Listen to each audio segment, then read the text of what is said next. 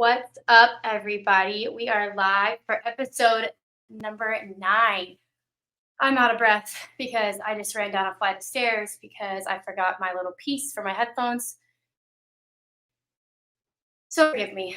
Um, Welcome to the Hustle and Grow Show. This is the ultimate podcast for ambitious individuals who are ready to supercharge their personal and professional growth.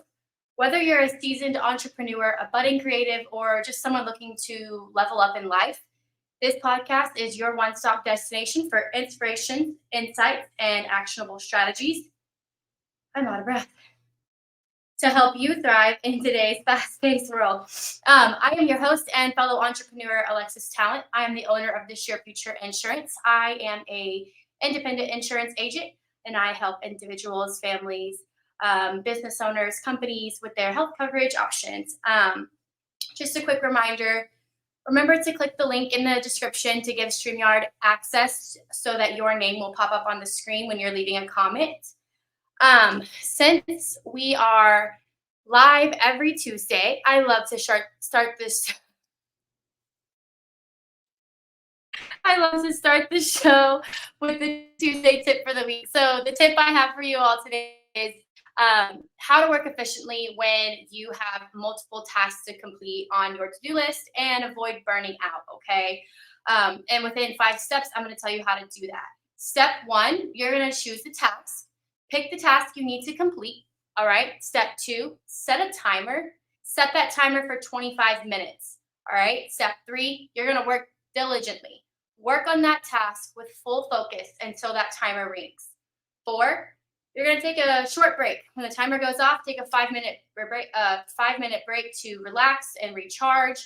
And then step 5 is to repeat this process until all of your tasks are completed.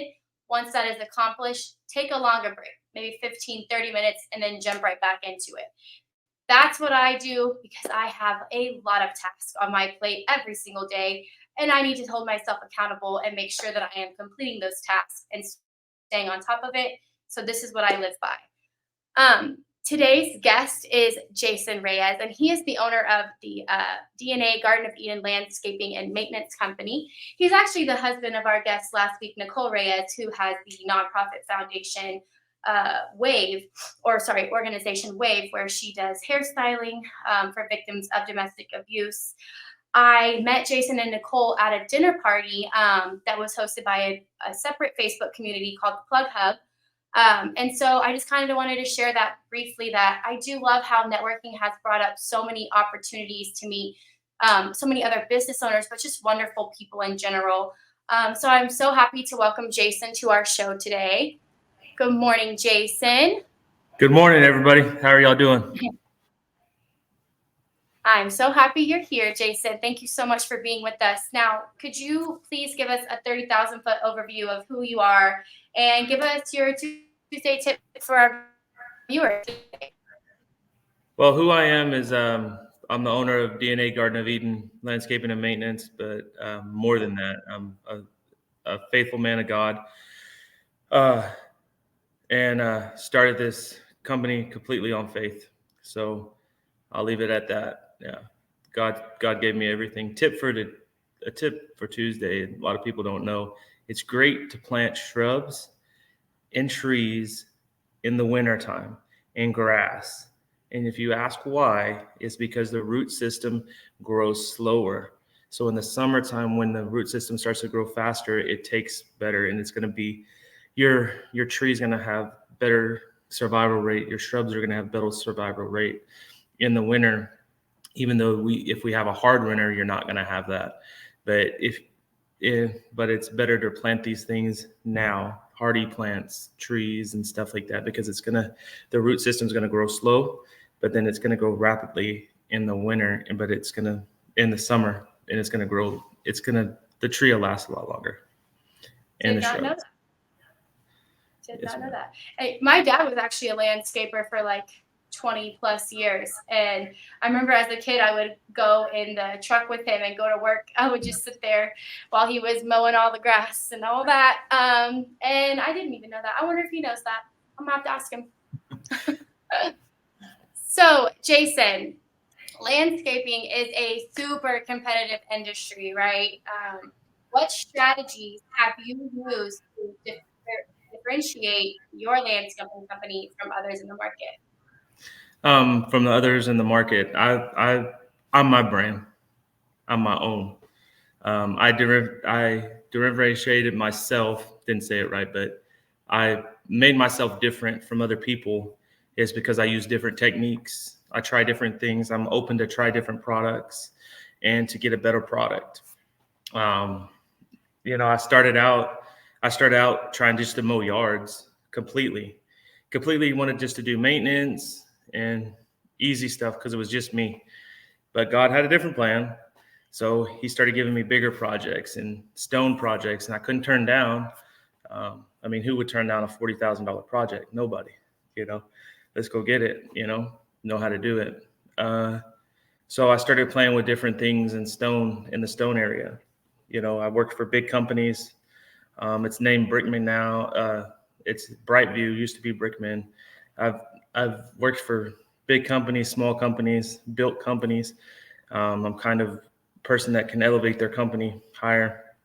I differentiate myself from everybody else's because I use different products, and I have a touch that I use on my stone. I use this thing called gator sand. They normally use it with pavers, and they put it in the pavers, and then they put the water on it, and it stays. But with flagstone, if you lay flagstone instead of doing the mortar, you put that in it, and it looks more of a natural feel and looks better. And it has so many different colors that you can match almost every flagstone that you have there, and it looks so much more natural, like you're going out and just walking on rocks. So that's one of the ways that I differentiated myself, and I'm I'm a hard worker. I outwork anybody out there. They'll tell Yeah. you. I got guys that I've worked for 14 years. One of them just went back to Mexico, and he was working for a friend of ours, and he's coming back, and the friend's like, "Oh yeah, he's coming back. He's gonna work for me." I smiled at him. I said, "Oh, you sure that he's coming to work for me finally?"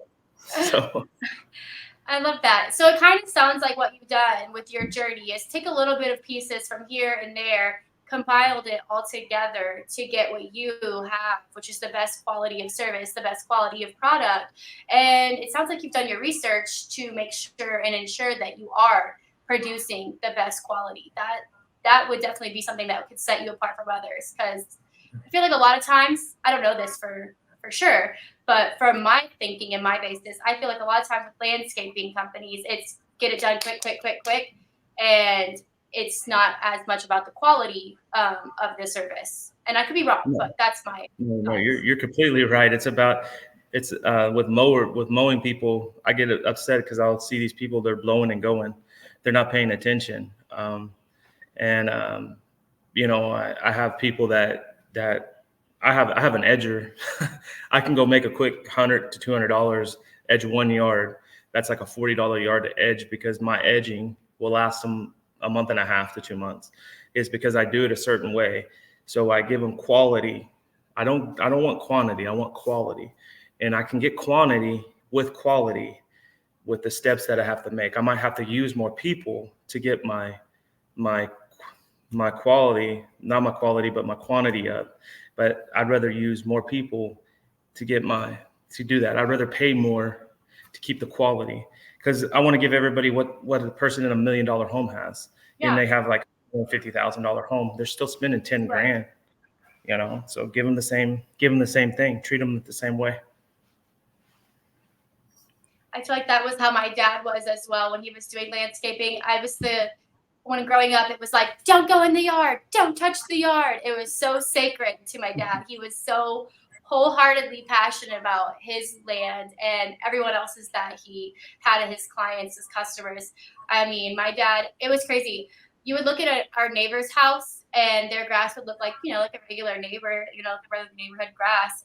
My dad's grass was like so fluffy and like his edging was like so deep. I don't know if I'm saying explain this right, but like the edging was like a trench almost where around the grass Hmm. and it just looked so pristine and it was like don't touch the grass. He's definitely not as crazy about it nowadays, but man, he was so passionate about landscaping. So I Yeah, feel that's like I what I'm could see about to that with do. your work. Yeah, that's what I'm about to do with the house that we just moved into about 4 months ago. It's horrible, so I'm going to tear up everything and redo all the grass and redo stuff. So, but yeah, like I said, it's not about how many you can do, how much you can do. And with yards, yeah, you need to do a basic. So I can tell you this: a basic person that starts off, they need about 40 yards to be able to survive. So 40 yards about able to survive is about probably about $3,700 to $4,000 a month. Are roughly around that a week or a month. That's good enough for them to survive and be good enough. And that's why the industry is flooded with a lot of people that just mow, blow, glow, and trim, and that's it. And a lot of people don't know how to trim properly. There's proper techniques. Proper bushes have proper things, and I cringe at the time. People's like, that's not true. I said I took a class. I researched this bush. I researched this. I did this, and they're like, and then I show them, and 9 times out of 10, they're like, oh, okay, I understand now. Yeah, well, understand that you need to do the proper protocol. You can hire anybody out in this industry. It's about if you're going to hire a cheap person, you're going to get cheap labor. If you're going to hire a person that where I am, like in the mid grade or to the high, you're going to get, and even the high people, they cut corners. Right. And I want to read this question right here. I'm not sure who it is. I need my whole backyard transformed to turf. I need new grass in front of my tree, in my front, and tree trimmed. Can we get a great deal since on this live? That's not for me to answer. That would be for you. I'll tell you this much. I'll give you 10%. You contact me after this. I'll give you 10%. Anybody that sees me on this podcast in the next 48 hours, I'll give you all 10% off of anything that I'll do, and I'll give you a good deal. And plus, we're in the winter, so I'll give you a really good deal. Love that. Thank you. And JC said, good morning, y'all. Good morning, JC. Thank you for joining us today. That actually brings me to my next point that I was going to ask you. Weather. So landscaping involves outdoor work, so it can be influenced by the weather conditions. I mean, how do you manage and adapt to the seasonal changes and weather changes? Just let it happen. There's something you can do. I look outside, and when it rains, it says, "Oh, okay, I'm gonna get to sleep a little bit more." But in my household, nah, my son is not gonna let me sleep. So I'm like, okay, all right. So I get to spend a little bit more time doing some more of the back office stuff. That my wife helps me a lot with the back office, but I get to sit more and then strategize a little bit more than what I normally do. Like last week, we didn't work at all last week. It's too wet. I'm not going to touch somebody's yard. A lot of people go out there and mow still and touch people's yard. I wouldn't even mow. I would have called the whole week off because it's just too. I'm not going to put tire marks in somebody's grass and make it where they're going to start having water stand, and then that's when they call the landscaping. Maintenance, and maintenance is maintenance, but landscaping is landscaping. That's a difference. So, and then they'll call a landscaper to come out and redo the grass and do all the stuff that they need done, So, So when the weather happens, no, we don't work. A couple of years ago, we were sitting at home when we call it Snowmageddon happened, and we were sitting at home, and I was like, we were by a fire station, so luckily we didn't get power outage, so we stayed warm. Same.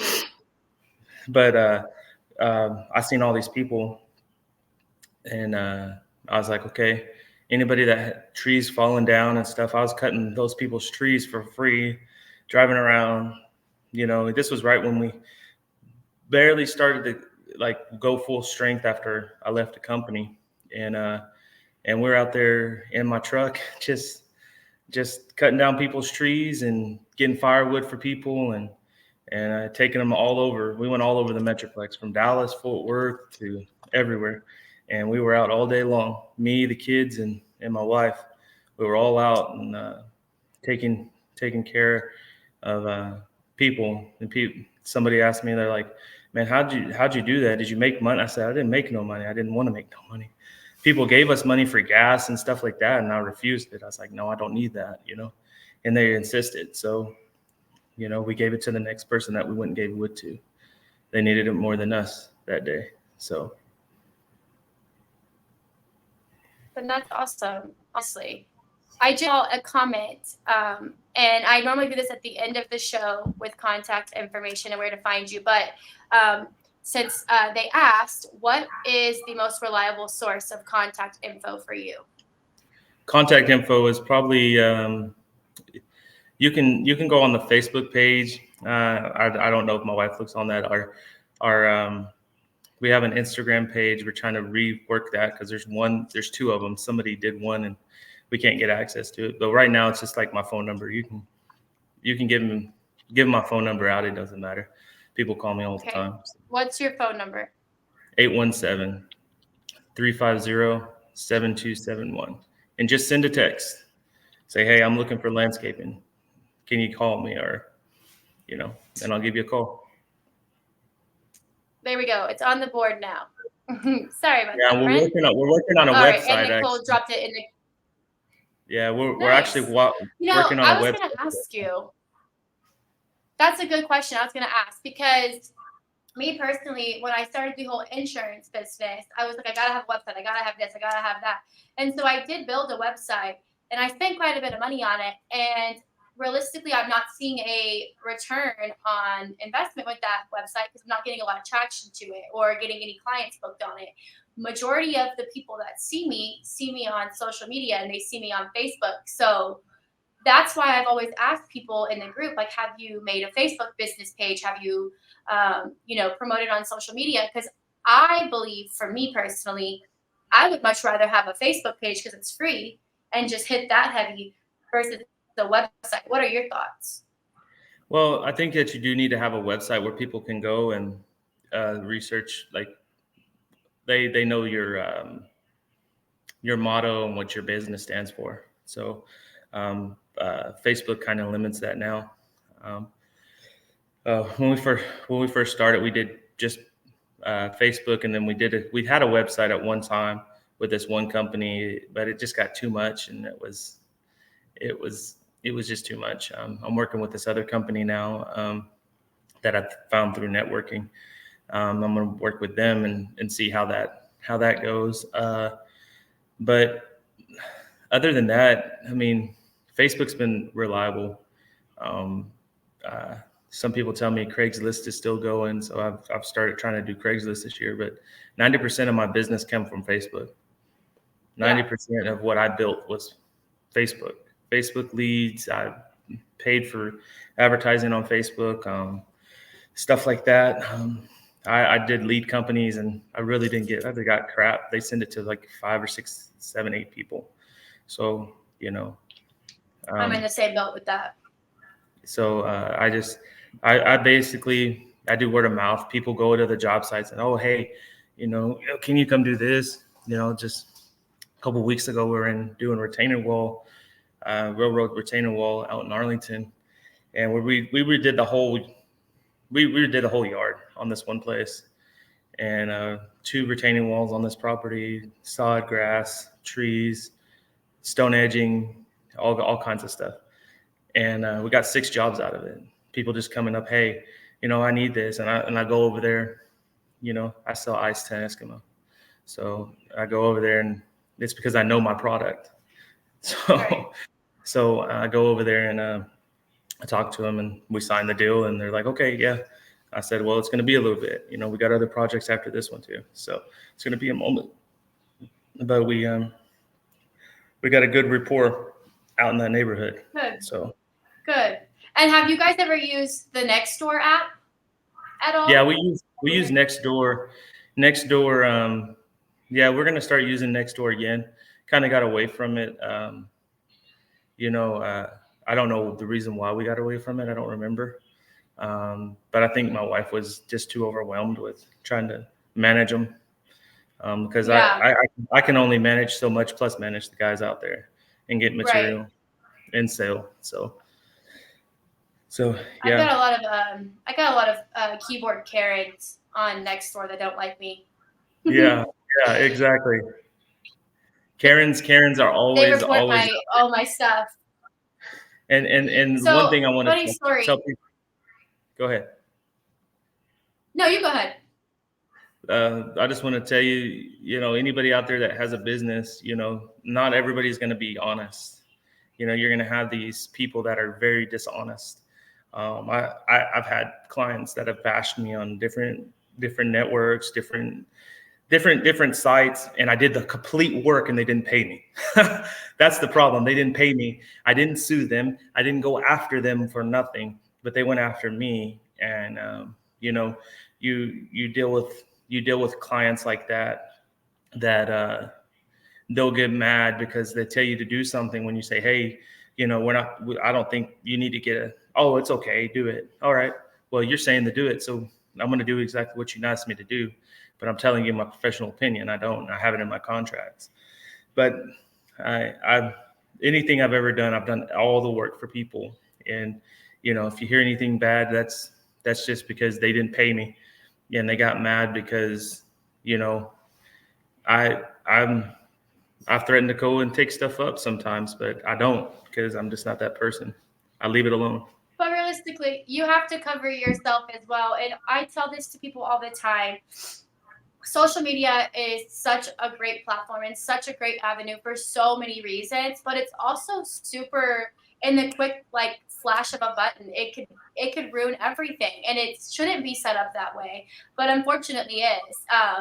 I've had people, come against me on Nextdoor. I made a post about my freaking trash cans, about my neighbor moving my trash cans, and they did not like it whatsoever because apparently they put their trash cans up right away.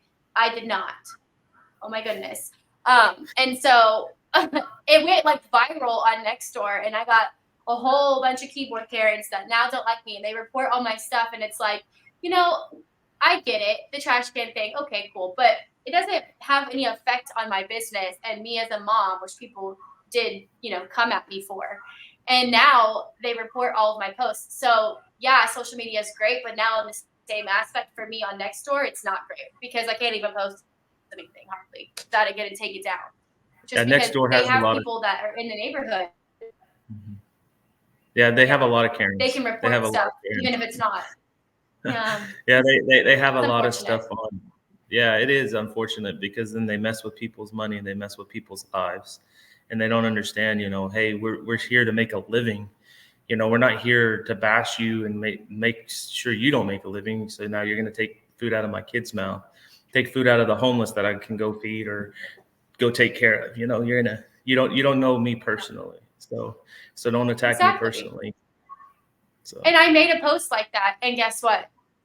It got taken down.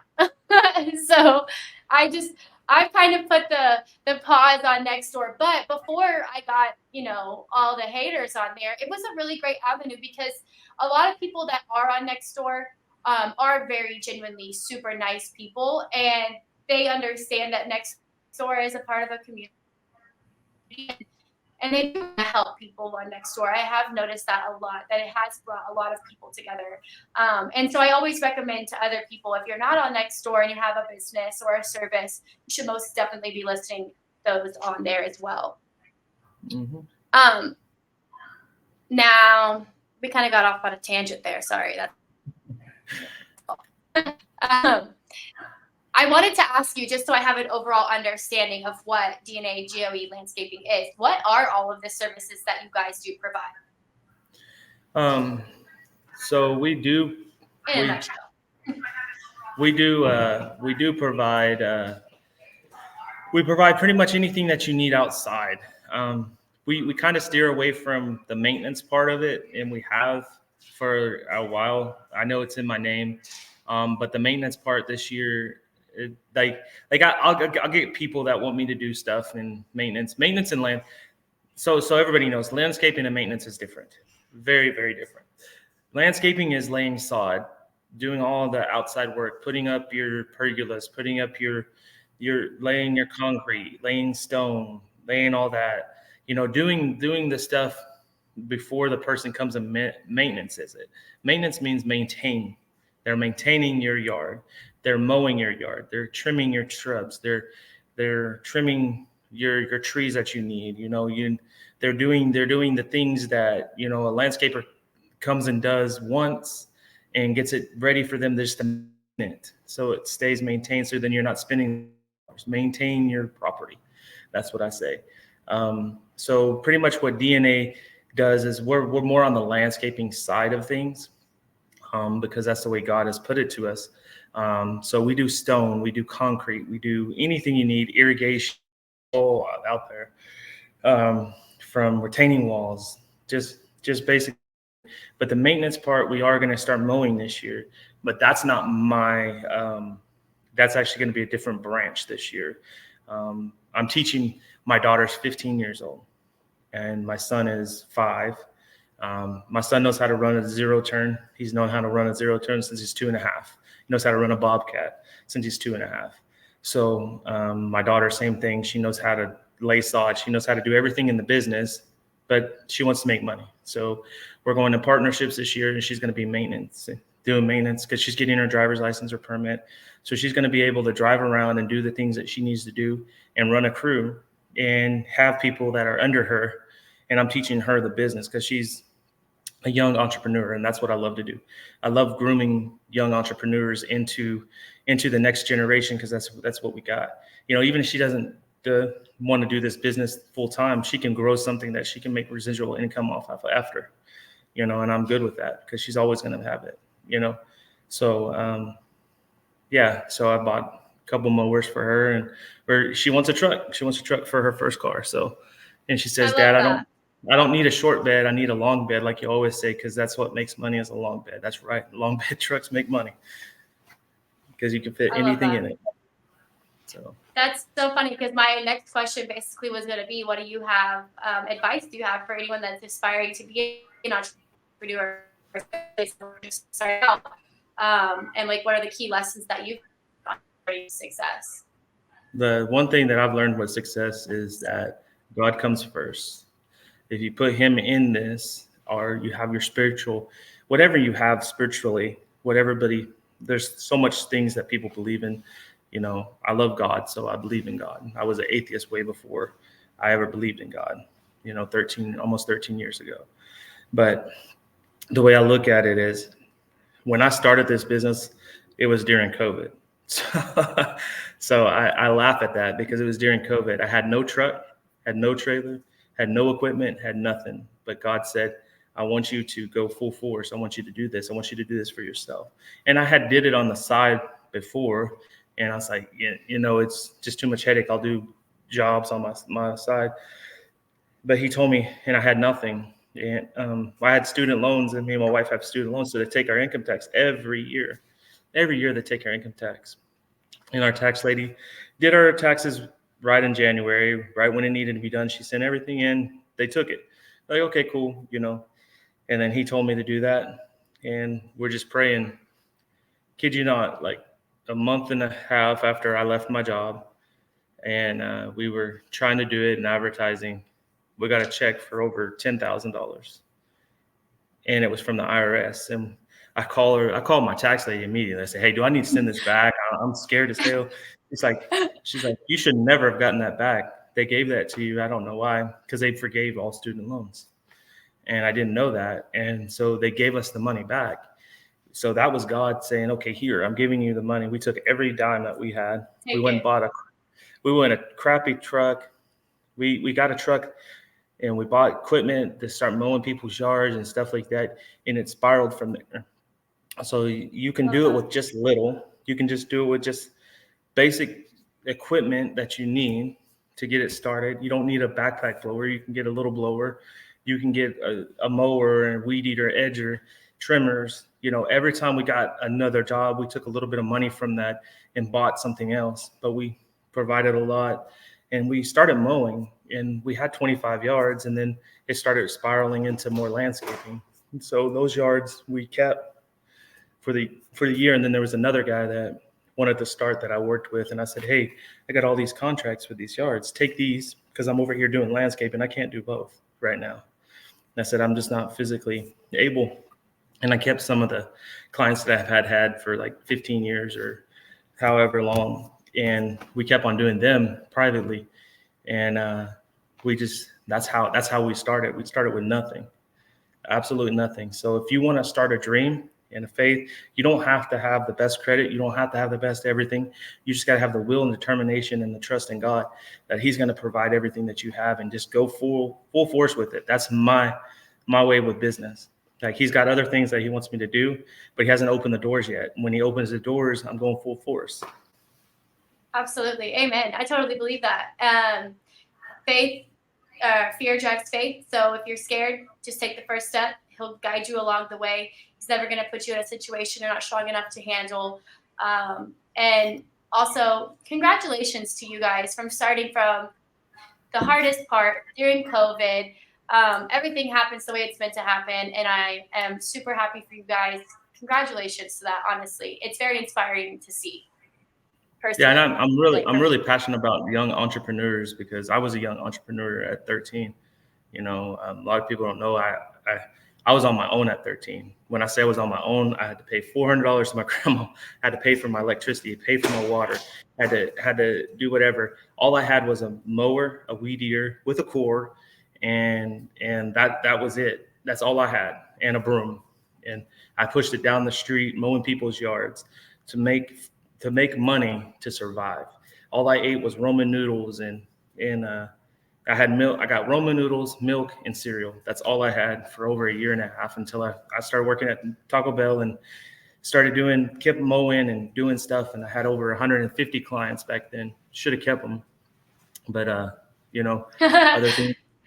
things got in the way. But that's why I've always gone out to doing that, because I've grown doing that. If there's a kid that wants something, and you're going to see kids nowadays, a lot of kids don't push themselves out here. I love young entrepreneurs, and I'm passionate about them because they need that driving force behind them. So. Absolutely. I totally agree. I hope to be on a stage one day soon, kind of, mentoring and teaching people, coaching people. Can't believe I used to be a teacher, less than 3 months ago. I'm so passionate about the world of entrepreneurship, and I'm so happy that I have the opportunity to speak to other entrepreneurs and business owners on this platform. So we're going to wrap up here, Jason. I just want to tell you, thank you so much for being on here today, sharing your wisdom. Any final thoughts, or if you want to reinstate what you had said earlier about the landscaping discount today, now is the opportunity for you, sir. Yeah, I'll give 10% in the next 48 hours. Anybody schedule anything with us and come out and look. We've got free consultation, so it's always free consultation. Don't charge for gas. I know all these people are nowadays, but I don't charge for gas. I come over there on my dime. I'll do whatever, but it's 10% discount. If y'all schedule, mention the podcast to me and everything, and I'll take care of y'all, whatever your needs are. And if it's something that we're not doing, I'll send you in the right place. Love that. Like I said, thanks for having me on here, and all the young. Make sure y'all strive to do the best and keep pushing. Keep pushing. Yes, sir. Yes, sir. Well, happy Tuesday, everybody, and happy Halloween. Yeah, happy Halloween.